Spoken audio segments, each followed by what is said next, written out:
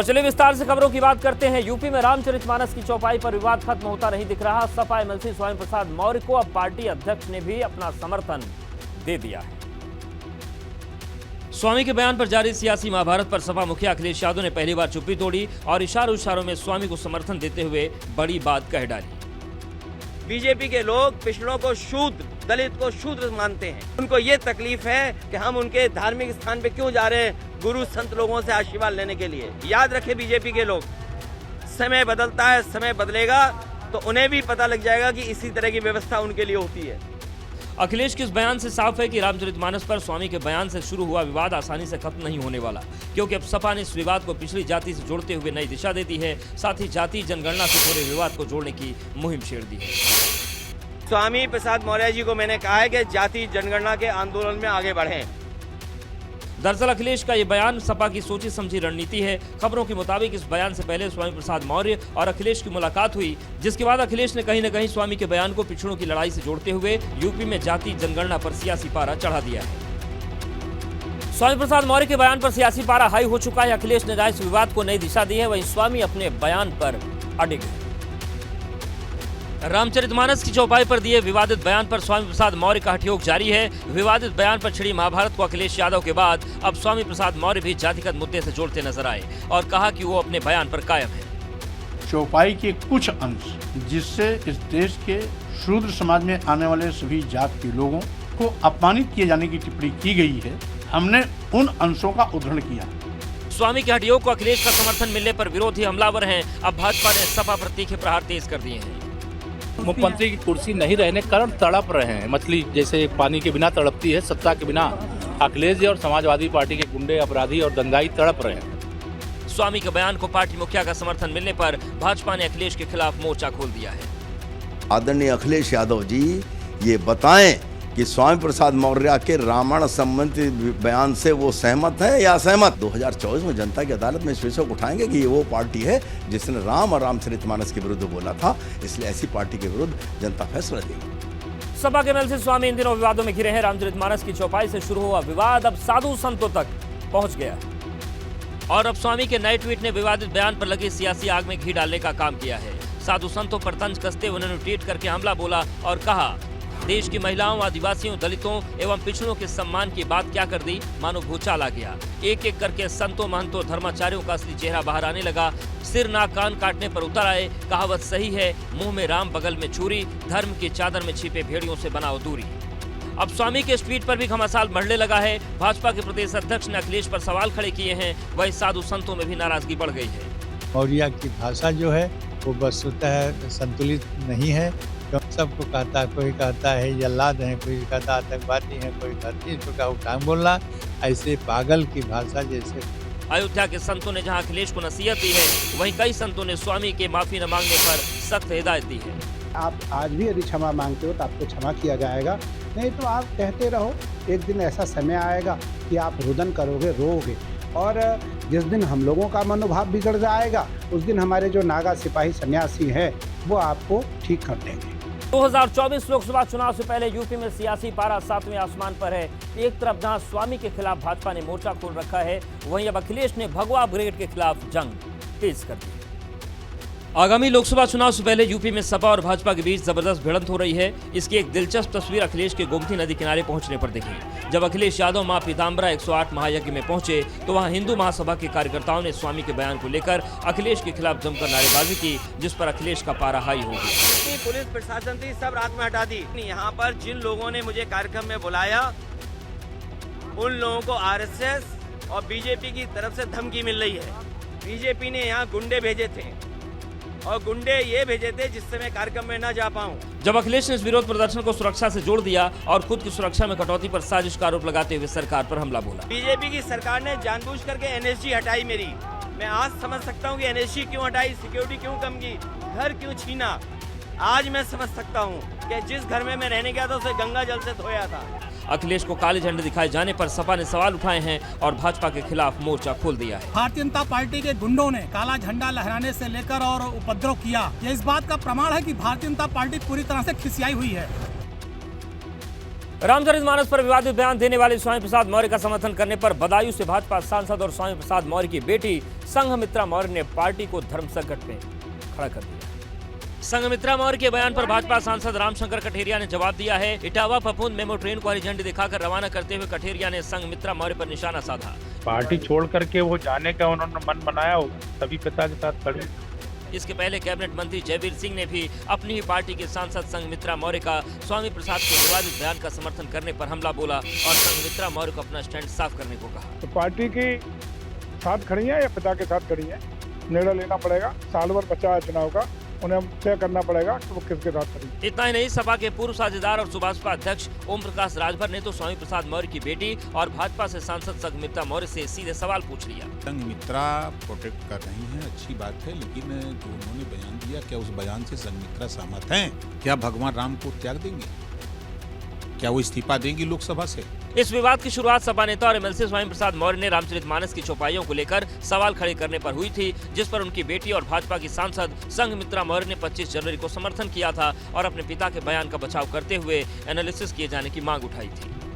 और चले रुक करते हैं उत्तराखंड का घड़ी घड़ी धमाका। भारत जोड़ो यात्रा पर निकले राहुल गांधी जोशीमठ आपदा का जायजा लेने उत्तराखंड आने वाले, जिसकी तारीख भी तय हो चुकी है। उत्तराखंड कांग्रेस के प्रदेश उपाध्यक्ष सूर्यकांत धस्माना ने देहरादून में इसका ऐलान कर दिया। हम राहुल जी का पत्र, खड़गे साहब का पत्र हर घर तक पहुंचाएंगे। 24 जनवरी को जम्मू में भारत जोड़ो यात्रा के दौरान उत्तराखंड कांग्रेस के नेताओं ने जम्मू कश्मीर में मुलाकात की थी और जोशीमठ के बारे में बताया था।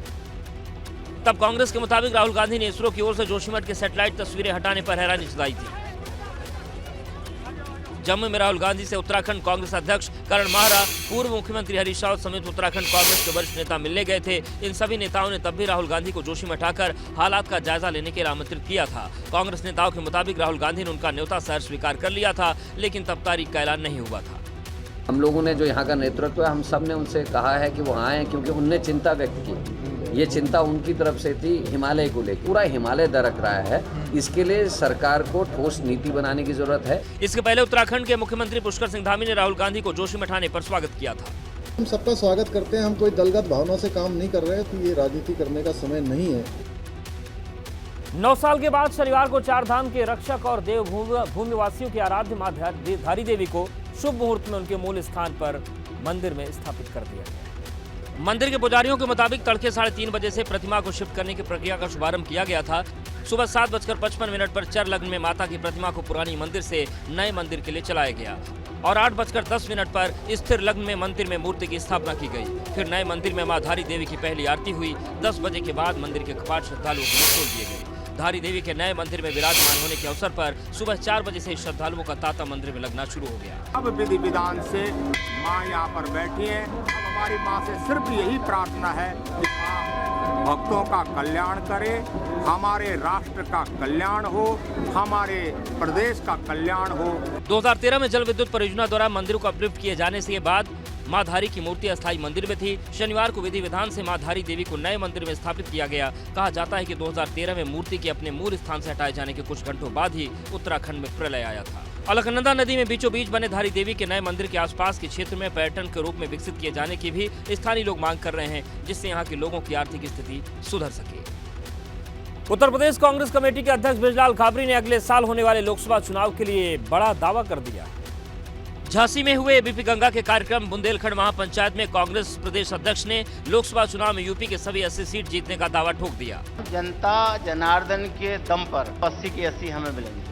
80 सीट जीतने के शंखनाद के साथ ही बृजलाल खाबरी ने इस पूरी योजना पर कांग्रेस कैसे अमल करने वाली है इसकी चर्चा की। 60 साल बनाम 8 साल पर जब चर्चा करेंगे।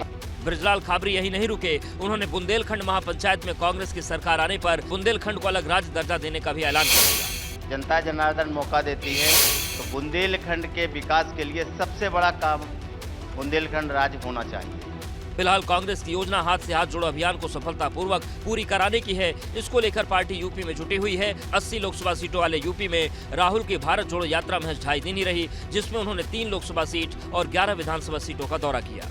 कांग्रेस की तैयारी और हाथ से हाथ जोड़ो यात्रा पर टिप्पणी करते हुए पूर्व कैबिनेट मंत्री और भाजपा नेता डॉक्टर संजय सिंह ने कांग्रेस को अपनी स्थिति ठीक करने को कहा। हमें लगता है राहुल जी को पहले अपने कांग्रेस की स्थिति को ठीक करना चाहिए। 2024 के आम चुनाव से पहले यूपी के जाटलैंड में फिर से आर पार की लड़ाई शुरू हो गई है। गन्ने पर पश्चिम में एक बार फिर गदर शुरू हो गया है। भारतीय किसान यूनियन ने सरकार के खिलाफ हल्ला बोल शुरू कर दिया। और मुजफ्फरनगर की धरती पर भारतीय किसान यूनियन ने जीआईसी मैदान में अनिश्चितकालीन धरने की घोषणा को लेकर महापंचायत की, जहां दूर दूर से आए किसानों ने अपनी आवाज बुलंद की। यहां एमएसपी सहित बिजली, गन्ना मूल्य और भुगतान के अलावा अन्ना पशुओं के मुद्दे को उठाया गया। अभी बताया कि गन्ना मूल्य का भी एक मुद्दा है और गन्ना भुगतान का भी मुद्दा है। एक सबसे बड़ा मुद्दा जो है बिजली का है। बिजली फ्री का जो वादा हुआ था उसमें इन्होंने बिजली जो है निजी नलकूप में मीटर लगाने शुरू कर दिए।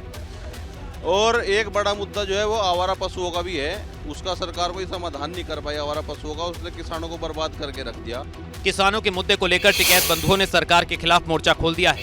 उनका दावा है कि इस बार सरकार के खिलाफ लड़ाई लंबी चलेगी। एक ट्रैक्टर 15 आदमी और 10 दिन, ये कामों में तैयार हो जाएंगे तो आंदोलन बहुत लंबे चल जाते हैं। इसके अलावा राकेश टिकैत ने सरकार पर साजिश का आरोप लगाया, कहा कि जमीन और किसान के खिलाफ साजिश हो रही है। बिजली की समस्या है, गन्ना भुगतान की समस्या है, फर्जी मुकदमों की समस्या है, ये सब समस्या है।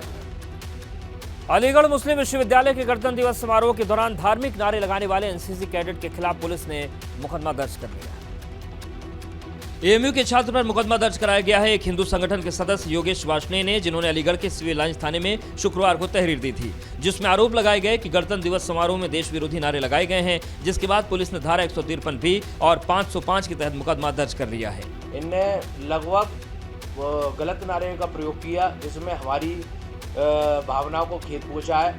इसी को लेकर हमने इनके ऊपर एफआईआर दर्ज कराई है। प्रशासन से पता चला है कि इनके ऊपर मुकदमा लगा दिया गया है। उधर एएमयू में धार्मिक नारे लगाए जाने में पूर्व विधायक और समाजवादी पार्टी के नेता जमीरुल्लाह को कोई गलत बात नजर नहीं आती। सपा नेता ने तो ये भी कहा कि एएमयू प्रशासन ने सरकार के दबाव में आकर छात्र का भविष्य खराब कर दिया। मैं ये कहूँगा कि यूनिवर्सिटी के एडमिनिस्ट्रेशन ने सरकार के दबाव में आकर बच्चे का भविष्य खराब किया है, उसको तुरंत बहाल करना चाहिए। वायरल वीडियो के आधार पर विश्वविद्यालय ने एनसीसी कैडेट की पहचान भी कर ली है। विवादित नारे लगाने वाले छात्र की पहचान बंगाल निवासी वहीद उज्जमा के रूप में हुई है, जिसके बाद यूनिवर्सिटी ने तत्काल कार्रवाई करते हुए तत्काल प्रभाव से निलंबित कर दिया है। और प्रदेश के बाद अब देखते हैं देश में कहां चल रहा है घड़ी घड़ी घमासान। शनिवार का दिन वायुसेना के लिए बुरा साबित हुआ। मध्य प्रदेश के मुरैना में भारतीय वायुसेना के 2 विमान क्रैश हो गए। वायुसेना के मुताबिक ये दोनों विमान सुखोई 30 और मिराज 2000 हैं। हादसे में विंग कमांडर हनुमंत राव सारथी को गंभीर चोटें आई हैं। भारतीय वायुसेना की जानकारी के मुताबिक ये दोनों विमान रूटीन प्रशिक्षण उड़ान पर थे। टकराने से मिराज में आग लग गई और वो मध्य प्रदेश के मुरैना के पहाड़गढ़ में जा गिरा। टकराने के बाद सुखोई में आग नहीं लगी, लेकिन उसके विंग्स टूट गए। उसके बाद दोनों पायलटों को जब लगा कि एयरक्राफ्ट क्रैश होने वाला है, उन्होंने खुद को इजेक्ट कर लिया। दोनों पैराशूट के सहारे जमीन पर आ गिरे। इसके बाद सुखोई बिना पायलट के पहले वाले घटनास्थल से करीब 90 किलोमीटर दूर राजस्थान के भरतपुर जिले के पिंगोरा में जा गिरा। जानकारी हम लोगों को प्राप्त हुई एयरफोर्स के माध्यम से, उसमें 2 एयरक्राफ्ट इन्वॉल्व हैं, एक सुखोई है और एक मिराज है। 3 पायलट थे, 2 पायलट सेफ्टी इजेक्ट कर गए थे। वो लोग इंजर्ड पाए गए थे लेकिन सेफ थे, उनको एयरलिफ्ट कराया जा चुका है। हादसे की खबर सबसे पहले सुबह करीब 11 बजे सामने आई। तब भरतपुर में एक फाइटर प्लेन के क्रैश होने की बात कही गई। हादसे के बाद रक्षा मंत्री राजनाथ सिंह ने सीडीएस जनरल अनिल चौहान और वायुसेना प्रमुख air chief marshal VR Chaudhari से पूरे मामले की जानकारी ली है, जिसके बाद हादसे की जांच के लिए भारतीय वायुसेना ने कोर्ट ऑफ इंक्वायरी बिठा दी है। राष्ट्रपति भवन का मुगल गार्डन अपनी सुंदरता के लिए काफी चर्चित है, लेकिन अब इसका नाम बदल गया है और अब मुगल गार्डन को दुनिया नए नाम से जानेगी। राष्ट्रपति भवन के मशहूर और ऐतिहासिक मुगल गार्डन का नाम बदलकर अब केंद्र सरकार ने इसका नाम अमृत उद्यान कर दिया है। अमृत महोत्सव के उपलक्ष्य में राष्ट्रपति भवन दिवस यानी कि 1 फरवरी से ठीक पहले नाम बदला गया। दरअसल ये गार्डन खास किस्म के फूलों के लिए जाना जाता है और हर साल इसका दीदार करने के लिए लाखों पर्यटक पहुंचते हैं। इस उद्यान में करीब 150 तरह के गुलाब के फूल हैं, 10,000 से ज्यादा ट्यूलिप फूल भी हैं, 5,000 मौसमी फूलों की प्रजातियां भी हैं। अमेरिका के 16वें राष्ट्रपति अब्राहम लिंकन के नाम पर भी मुगल गार्डन में गुलाब की एक किस्म है। मुगल गार्डन 4 भागों में बटा है और चारों एक दूसरे से अलग हैं। यहाँ कई छोटे बड़े बगीचे हैं।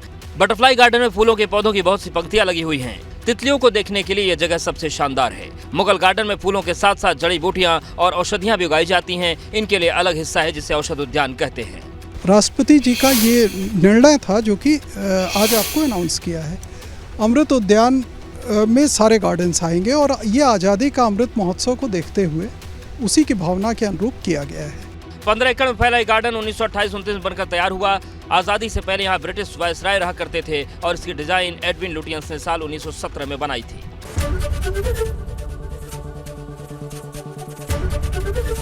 एबीपी गंगा, खबर आपकी, जुबान आपकी।